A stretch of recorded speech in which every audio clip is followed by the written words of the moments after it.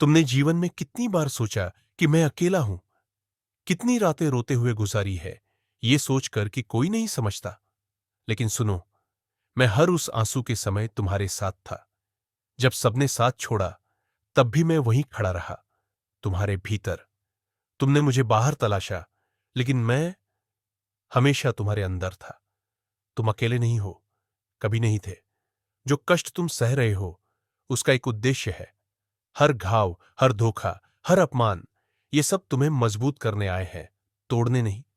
तुम्हारी आत्मा आग में तपकर सोना बन रही है। तुम्हें कोई रोक नहीं सकता, सिवाय तुम्हारे खुद के। याद रखो, जो सह लेता है वो शिव बन जाता है।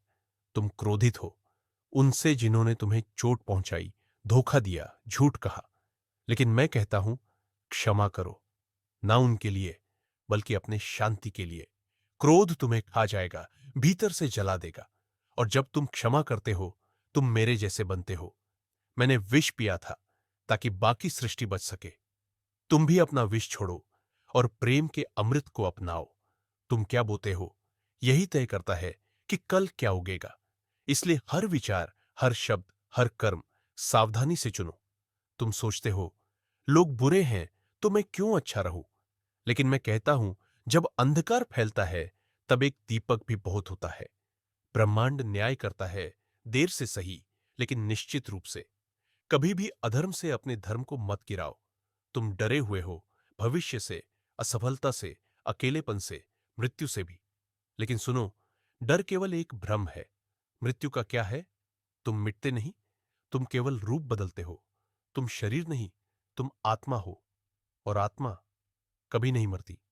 जो समझ गया मृत्यु को, वो जीना सीख जाता है। तुम सोचते हो, मेरे जीवन में क्या विशेष है? मैं कहता हूं, हर सांस, हर धड़कन एक चमत्कार है। तुम इस जन्म में आए हो क्योंकि कुछ अधूरा है, कुछ सीखना है, कुछ सिखाना है। अपने उद्देश्य को खोजो, भीतर उतरकर मेरी आवाज सुनो। मैं तुम्हें मार्ग दिखाऊंगा। अब बहुत समय हो गया डर में जीते हुए, खुद को कम मानते हुए। अब उठो, अपने भीतर के शिव को पहचानो। तुम्हारे भीतर अपार शक्ति है, लेकिन उसे बाहर लाना तुम्हारा निर्णय है।